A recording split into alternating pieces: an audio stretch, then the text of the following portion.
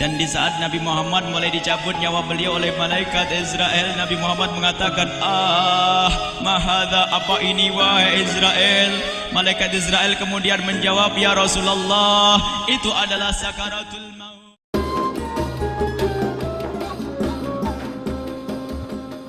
Malaikat Jibril berkata, ya Rasulullah, di depan ada malaikat Israel mau masuk. Kata Rasulullah, boleh masuk, silakan.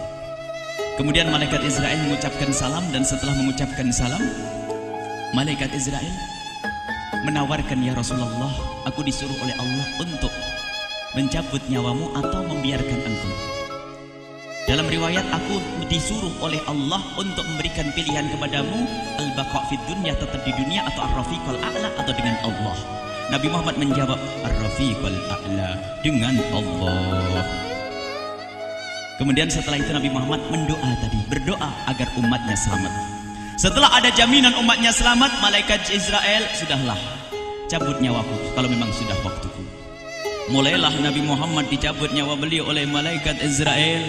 Dan di saat Nabi Muhammad mulai dicabut nyawa beliau oleh malaikat Israel, Nabi Muhammad mengatakan, mahadha, apa ini wahai Israel? Malaikat Israel kemudian menjawab, ya Rasulullah, itu adalah sakaratul maut, itu adalah sakitnya di dalam kematian. Kemudian Nabi Muhammad mengangkat tangannya sambil berucap, la ilaha illallah, inna lil mauti la sakarat, tidak ada Tuhan selain Allah, sungguh di dalam kematian ada sakitnya, sakit kematian, yaitu sakaratul maut. Kemudian Nabi Muhammad memohon, ya Allah, Allahumma khafif alayya sakaratul maut, ya Allah, ringankan sakaratul mautku ini, ya Allah.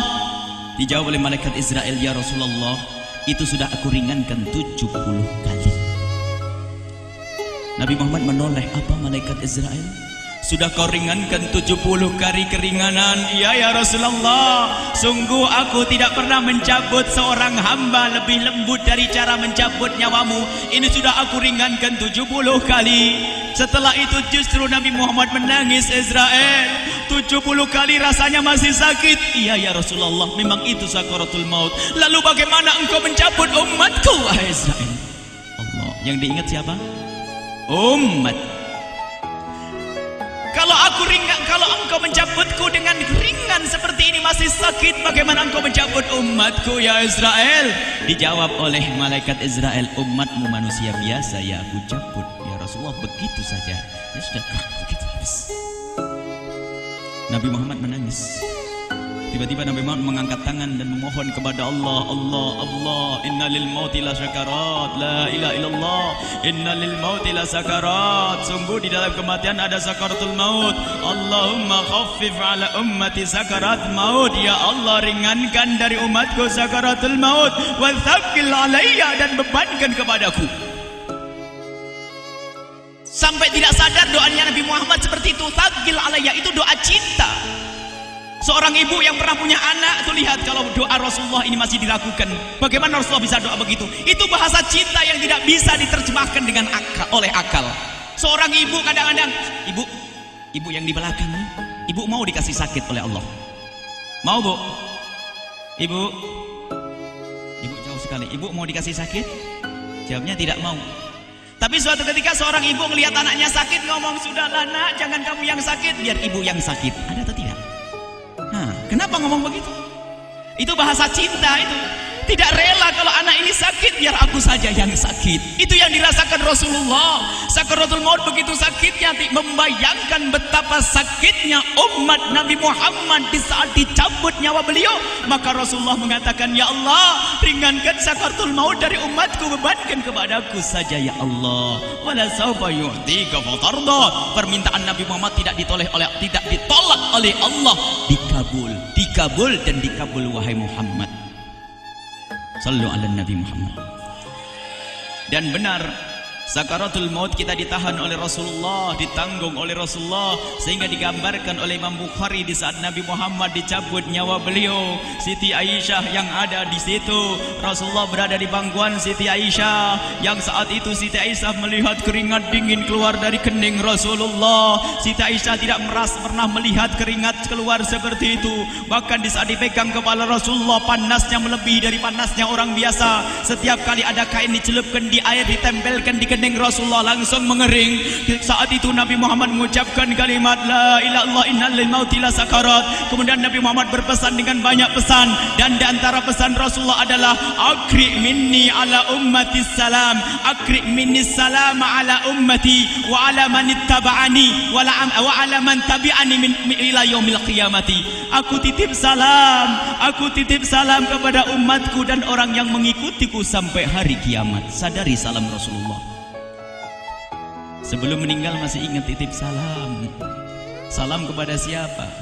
Bukan salam kepada siapa-siapa, tapi salam kepada kita. Maka mari kita mengucapkan salam kepada Rasulullah, karena Rasulullah sudah salam duluan kepada kita. Mari kita sejenak bersalam kepada Rasulullah dan hadirkan Rasulullah ada di mata kita dan di hati kita.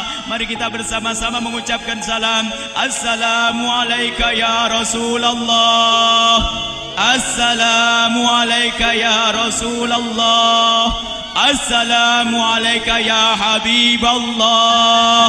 Assalamualaikum ya Nabi Allah. Rasulullah mengucapkan salam untuk kita. Dan di saat itu Rasulullah keringat dingin keluar, maka oleh Siti Aisyah diusap. Oleh Siti Aisyah diusap, bayangkan saat itu Nabi Muhammad di pangkuan Siti Aisyah dan diusap oleh Siti Aisyah. Siti Aisyah berkata, keringat Rasulullah mengucur deras hingga aku usap, dan aku usap dengan tangannya Rasulullah. Diusap dengan tangannya Rasulullah. Siti Aisyah memegang tangan Rasulullah sendiri yang digunakan untuk mengusap keringat Rasulullah. Sahabat bertanya, Aisyah, kenapa harus dengan tangan Rasulullah tidak dengan tanganmu? Lihat jawab Siti Aisyah, karena tangan Rasulullah lebih lembut dari tanganku. Sallu ala Nabi Muhammad. Masih sempat nyanjung itu sahabat Nabi. Dalam keadaan begitu masih menyadari kelembutan tangan Rasulullah, jasad Rasulullah, kemuliaan Rasulullah sallallahu alaihi wasallam. Dan aku lebih menginginkan bahwasanya yang menyentuh jidat Nabi Muhammad adalah tangan yang paling mulia di dunia dan di akhirat. Siti Aisyah enggak berani menyentuhkan. Pengennya yang disentuhkan di kening Rasulullah adalah tangannya Rasulullah sallallahu alaihi wasallam. Kemudian setelah itu Nabi Muhammad merasakan sakit yang sangat untuk kita. Kemudian Nabi Muhammad mengangkat tangan tinggi-tinggi mengucapkan la ilaha illallah inna lil mauti lasakarat. Tiba-tiba tangan itu semakin turun dan ditangkap oleh Siti Aisyah. Dan di saat tangan itu jatuh di tangan Siti Aisyah, kemudian tiba-tiba paha Siti Aisyah merasakan berat kepala suci Rasulullah. Dan saat itu Siti Aisyah sadar bahwasanya Rasulullah sudah kembali kepada Allah Subhanahu wa taala. Sallu ala Nabi Muhammad. Siti Aisyah bingung di saat melihat seperti itu. Ditaruh pelan-pelan wajah Rasulullah, sambil menangis lalu berkata, Rasulullah sudah meninggal. Para sahabat Nabi pada bingung. Sayyidina Ali tiba-tiba terduduk, nggak bisa berdiri. Sayyidina Utsman nggak bisa ngomong. Ada orang Sayyidina Zaid berkata, aku baru melihat Rasulullah. Setelah ini aku tidak mau melihat lagi selain Rasulullah. Ya Allah, butakan mataku. Aku tidak ingin aku kotori mataku dengan selain Rasulullah. Dan dibutakan oleh Allah. Bermacam-macam kejadian saat itu. Madinah heboh luar biasa dengan meninggalnya Rasulullah sallallahu alaihi wasallam. Dan sungguh meninggalnya Nabi Muhammad adalah menghidupkan hati yang mati kalau orang faham. Tiba-tiba Sayyidina Abu Bakar datang. Setelah Sayyidina Umar mengatakan, siapa yang mengatakan Muhammad meninggal akan aku penggal lehernya. Jangan seperti orang-orang Nabi Muhammad sekarang lagi pergi seperti waktu Musa pergi kepada Tuhannya, kepada Allah, nanti akan kembali kepada kita. Muhammad belum meninggal. Ini adalah karena kecintaan Sayyidina Umar bin Khattab, tidak ingin Nabi Muhammad pergi. Tiba-tiba datang Sayyidina Abu Bakar As-Siddiq lalu masuk ke kamarnya Rasulullah, lalu masuk kepada Rasulullah, kemudian mengecup kening Rasulullah. Dan Sayyidina Abu Bakar berkata, ya Rasulullah, tibta hayyan wa mayyita. Ya Rasulullah, engkau tetap harum dalam keadaan hidup dan harum setelah meninggal dunia. Sallu ala Nabi Muhammad. Hingga sampai setelah hari besoknya meninggal Rasulullah, Senin sore, Selasa malam, Rabu dikubur Rasulullah sallallahu alaihi wasallam. Setelah dikubur, Sayyidat Fatimah bertanya kepada Sayyidina Abdullah ibn Abbas, Sayyidina Anas, wahai Anas, hai Anas, sambil menangis Sayyidat Fatimah Zahra, hai Anas, bagaimana engkau tega? Atabat anfusukum an tahtu ra'sa Rasulillah. Apakah engkau rela menaburkan debu di atas kepala Rasulullah? Sayyidina Anas menangis kaget, ya wahai binta Rasulullah, kalau kami tidak dilupakan oleh Allah, niscaya tidak ada yang bisa mengubur Rasulullah. Jadi saat itu dilupakan oleh Allah, sehingga mereka tidak menyadari melakukan itu semua. Kalau mereka sadar, tidak akan bisa mengubur Rasulullah sallallahu alaihi wasallam. Ini yang diungkapkan oleh Sayyidina Anas, kalau seandainya kami tidak dilupakan oleh Allah, niscaya kami tidak akan mampu mengubur Rasulullah sallallahu alaihi wasallam.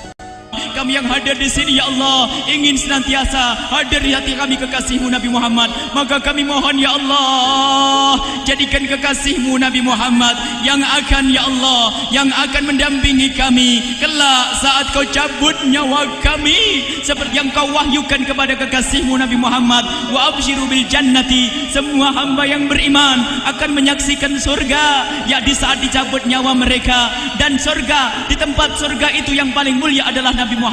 Maka kami mohon, ya Allah, saat Kau cabut nyawa kami, ya Allah, hadirkan Nabi Muhammad di hati kami, ya Allah. Dan kami mohon, ya Allah, saat di alam barzah nanti, ya Allah, saat yang sangat mengerikan itu, ya Allah, kami mohon hadirkan kekasih-Mu Nabi Muhammad, sehingga kami tidak takut dan gentar lagi dengan malaikat mungkar nakir. Dan ya Allah, kami mohon di saat di padang mahsyar nanti, ya Allah, hadirkan kekasih-Mu Nabi Muhammad. Jadikanlah kekasih-Mu Nabi Muhammad yang akan menemani kami dan akan membonceng kami, membawa kami ke telaga Kausar. Lalu kami diberi air minum dari air telaga Kausar hingga kami tidak akan haus selama-lamanya. Ya Allah, jadikan kekasih-Mu Nabi Muhammad yang akan menemani kami di saat kami menyeberang Siratal Mustaqim hingga kami tidak akan terjerumus ke neraka Jahanam. Dan jadikan kekasih-Mu Nabi Muhammad yang akan kami saksikan setiap saat di surga-Mu, ya Allah. Ya Allah, jadikan kekasih-Mu Nabi Muhammad yang senantiasa, ya Allah, kami lihat kelak di surga. Dan jadikan ucapan kami di akhir hayat kami kelak adalah, ya Allah, adalah kalimat agung dan mulia, La ilaha illallah Muhammadur Rasulullah. La ilaha illallah Muhammadur Rasulullah. La ilaha illallah Muhammadur Rasulullah sallallahu